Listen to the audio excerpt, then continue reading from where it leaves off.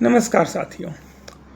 आज हम बात करने वाले हैं वेस्ट बंगाल के बारे में। जैसा आप सबको पता है कि वहाँ इलेक्शंस हैं, लेकिन क्या वेस्ट बंगाल के बारे में बात इतने सीधे सीधे हो सकती है?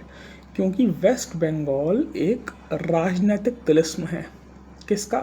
ममता बनर्जी का। 15 साल से वहाँ ममता बनर्जी एक छत्र राज कर रही हैं।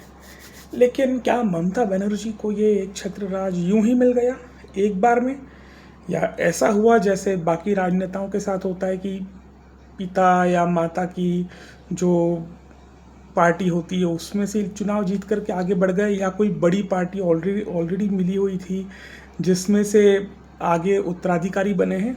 नहीं, हमको ये समझना होगा, ममता बनर्जी राहुल गांधी, अखिलेश यादव या स्टालिन नहीं हैं, ना ही वो उद्धव ठाकरे हैं। ममता बनर्जी हैं। जी हाँ, नाम लेते ही आपकी आंखों के सामने एक ऐसी पर्सनालिटी आ जाती है, सफ़ेद कॉटन की साड़ी, चश्मा और साधारण सी चप्पल और स्ट्रीट फाइटर वाली इमेज, ज़मीन पर लड़ाई लड़ने वाली महिला। एक ऐसी नेता जो बीजेपी और आरएसएस के इलेक्शन मैनेजमेंट का मुंह तोड़ जवाब दे पाती हैं अपने इलाके में। मैं अभी उस बारे में बात नहीं कर रहा कि वो किस तरह से देती हैं, लेकिन वो देती हैं।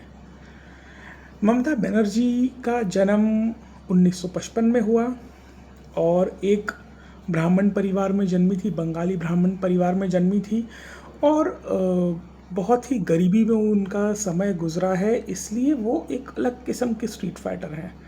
उन्होंने गरीबी देखी, उन्होंने बहुत तकलीफ़ों में अपना बचपन गुजारा। ऐसा कहा जाता है कि लालटेन लेकर वो घर की छत, जो कवेलू वाली छत होती है, उस पे बैठ के पढ़ाई करती थी।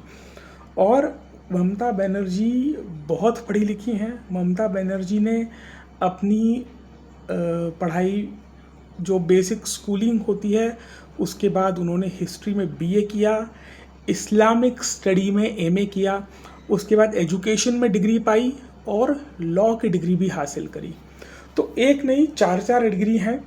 लेकिन जीवन में परिवर्तन तब आया जब ममता बनर्जी की लिखाई पढ़ाई पूरे होने के 1 महीने बाद ही उनके पिता बहुत बीमार पड़ गए और इलाज के लिए कुछ मिला नहीं, कोई अस्पताल नहीं मिला, कोई सुविधा नहीं मिली। उस ज़माने में वेस्ट बंगाल में लेफ़्ट का राज होता था, तो ममता बनर्जी के मन में लेफ़्ट के प्रति वो गुस्सा शुरू से ही था।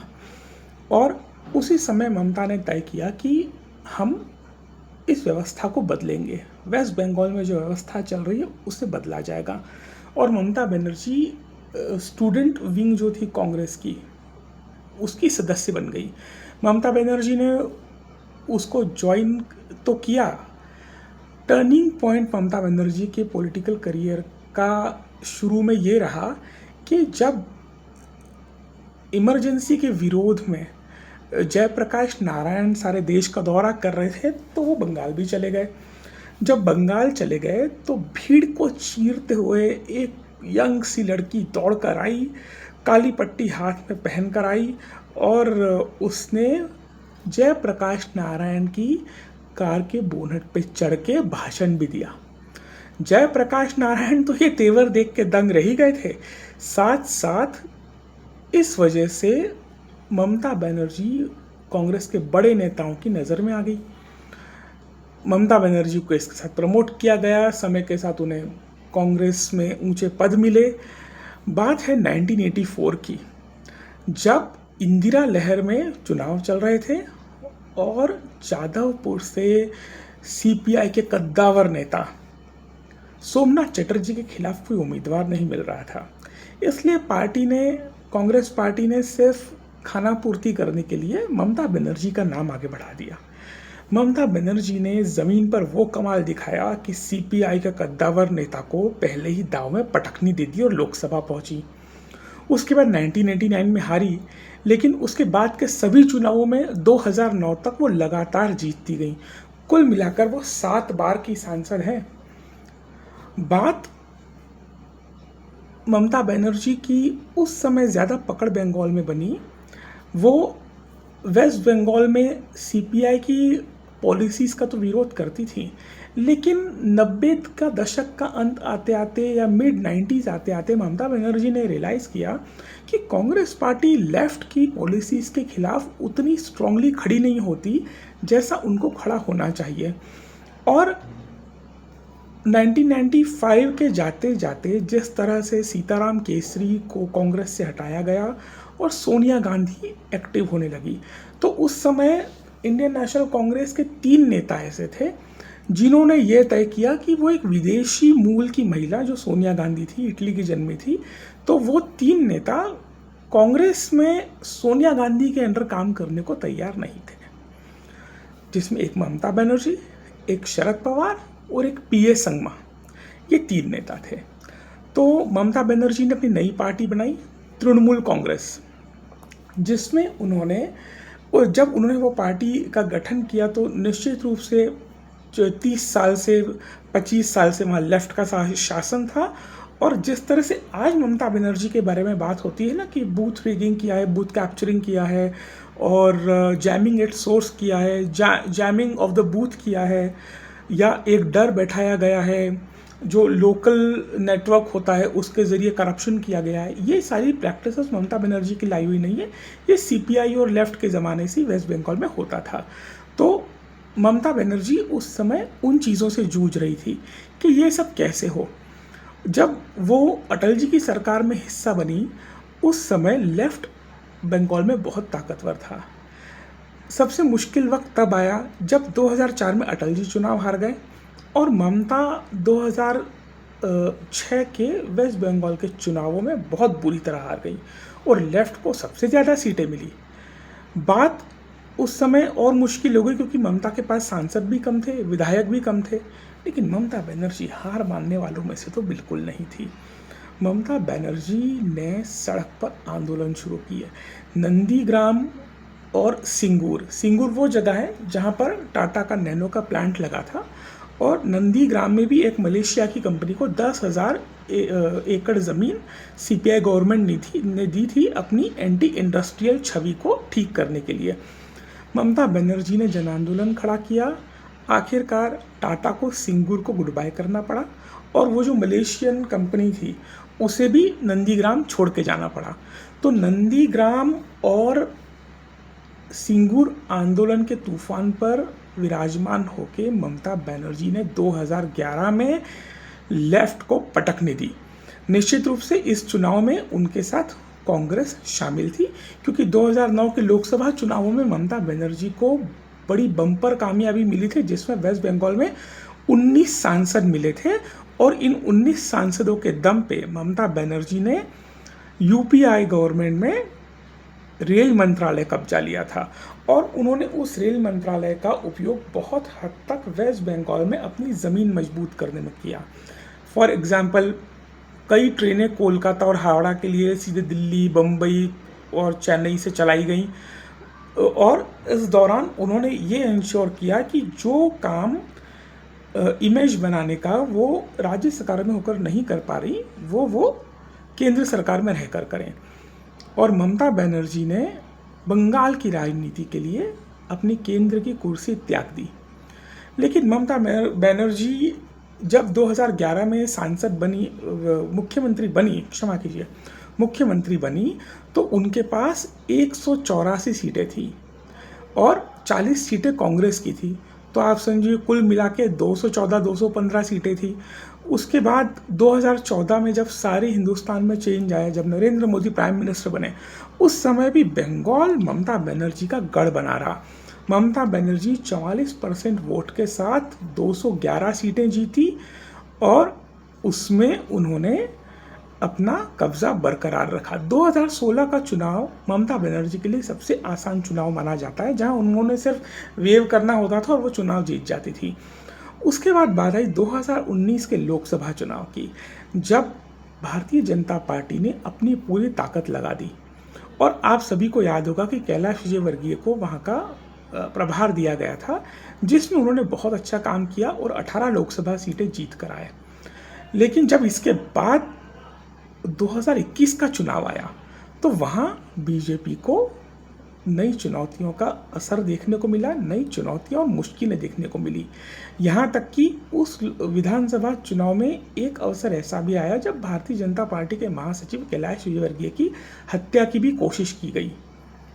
और इसके अलावा ये भी देखा गया कि जो पोस्ट पोल वायलेंस होता है उसमें और प्री पोल वायलेंस में कुल मिला के 60 हत्याएं हुई। जी हाँ, 60 लोगों की तो हत्याएं हुई। उसके अलावा हज़ारों लोगों को चुनावी इलेक्शंस के बाद, ऐसे लोग जिन्होंने बीजेपी को वोट किया था या जो बीजेपी के कार्यकर्ता थे, उन्हें अपना घर गांव छोड़कर 4-4, 6-6 महीने तक गांव से गायब रहना पड़ा।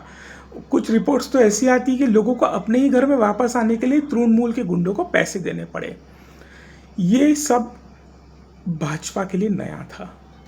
ये सब पहली बार ऐसा हुआ था कि मेन स्ट्रीम मीडिया में इन चीज़ों को कवरेज मिला। अब बात करते हैं विधानसभा चुनाव में उन चुनौतियों की या उन पॉलिसीज़ की जो ममता बनर्जी की पार्टी तृणमूल कांग्रेस अपनाती है। सबसे पहली बात तो ये है कि उसमें 3-4 चीज़ें होती हैं। एक होता है सीधा सीधा लॉजिक कि देखो, जो विरोधी पार्टी के समर्थक हैं उनको अपने इलाके या सोसाइटी से बाहर ही नहीं निकलने देना। फॉर एग्जांपल, जैसे कोई मल्टी स्टोरी अपार्टमेंट है तो उसमें चुनाव वाले दिन तृणमूल के गुंडे दरवाजे पर ताला लगा देंगे। This is called jamming at the source. उसके बाद कोई बाहर निकल भी गया अगर वोट देने, तो बूथ से 200 मीटर दूर, 400 मीटर दूर तृणमूल के गुंडे बैठे होंगे। वो आपसे पूछेंगे कहाँ जा रहे हो, तो आप बोलोगे निश्चित रूप से कि पोलिंग के लिए जा रहे हैं। तो उनसे वहीं पर उनकी मतदान पर्ची ले लेना और बोल देना उनको कि आपका वोट डल गया, आप जाओ। उसके बाद तीसरा होता था जैमिंग द बूथ। इसमें यह होता था कि पहले सुबह की 1-1.5 घंटा तो पोलिंग ठीक ठाक चलती थी। उसके बाद जैसे ही 1-1.5 घंटा हुआ तो वहाँ लाइन में आकर के 100-150 टीएमसी के कार्यकर्ता लग जाते थे और फिर एक समय के बाद वो अंदर घुस जाते थे और जो अपोजिट पार्टी के एजेंट हैं उनको बोलते थे कि अब आप बाहर जाओ, और उसके बाद अपना खेल शुरू कर देते थे। तो जितने भी फिर वोट पड़ते थे वो सारे टीएमसी के पक्ष में जाते थे। इसको छापा वोट कहा जाता है। और एक तीसरा तरीका था जिसमें ईवीएम में टीएमसी के बटन पे इत्र लगा दिया जाता था। तो जिसने बटन दबाया है, बाहर आने के बाद अगर उसकी उंगली से इत्र की खुशबू नहीं आई, इसका मतलब ये है कि उसने किसी और पार्टी को वोट दिया है। तो जहाँ ये पता चला कि उसने किसी और पार्टी को वोट दिया है, टीएमसी को वोट नहीं दिया है, इसका अर्थ ये है कि शाम तक उसके घर टीएमसी के गुंडों की टोली पहुँच जाएगी। अगर उन्हें जिंदा छोड़ दिया गया तो उस घर में नहीं रह पाएंगे, अगर उस घर में रहेंगे तो फिर उनको मोटा पैसा देना पड़ेगा इस बात के एवज में कि उन्होंने दूसरी पार्टी को वोट दिया है। अब इसमें आप सोचेंगे कि कैसे पता चल जाता है कि किसने किसको वोट दिया है, और घरों पे कैसे इस बात का बैन लगाया जा सकता है कि फला व्यक्ति टीएमसी का वोटर नहीं है तो इसको मत बाहर निकलने दो, और कोई ढिमका व्यक्ति है जो इस पार्टी का सपोर्टर नहीं है। तो एक जैसे मैंने कहा कि ये लेफ्ट के समय से ही एक तिलिस्म होता था, एक लोकल नेटवर्क होता था जिसको कहते हैं कैरम क्लब। मतलब हर गली में, हर 2-3 गली में छोड़ करके एक टीएमसी के कार्यकर्ताओं का ऑफिस होगा या लेफ्ट के कार्यकर्ताओं का ऑफिस होगा।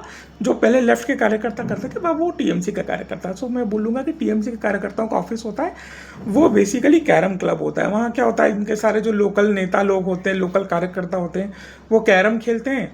और कैरम क्लब तो उसका नाम होता था, वहाँ से सारी एक्टिविटीज़ चलती थी, वहाँ से सब पता लगाया जाता था किसने घर बनाया है। अगर कोई व्यक्ति घर बना रहा है तो उसके घर टीएमसी के कार्यकर्ता पहुंच जाते थे कि आप घर बना रहे हो तो सबसे पहले तो इतना इतना पैसा हमारे ऑफिस भेजो। फिर हमारे ऑफिस पैसा भेजने के बाद हम आपको जिस ईंट वाले या सीमेंट वाले या रेती वाले का नंबर देंगे उसी से आप करवाना। अगर उससे नहीं करवाए तो आप घर नहीं बना सकते। तो दिस इज कॉल्ड, जो पहले पैसा लेते हैं उसको कहते हैं कट मनी, और सेकेंड पार्ट इज कॉल्ड टोलाबाजी। तो इस तरह का सिस्टम है जहाँ पर 0 से लेकर 10 तक सब कुछ तृणमूल कांग्रेस के वर्कर्स ही हैं। तो जब बीजेपी का इन सब चीज़ों से सामना हुआ तो ये पता चला कि बहुत मुश्किल है।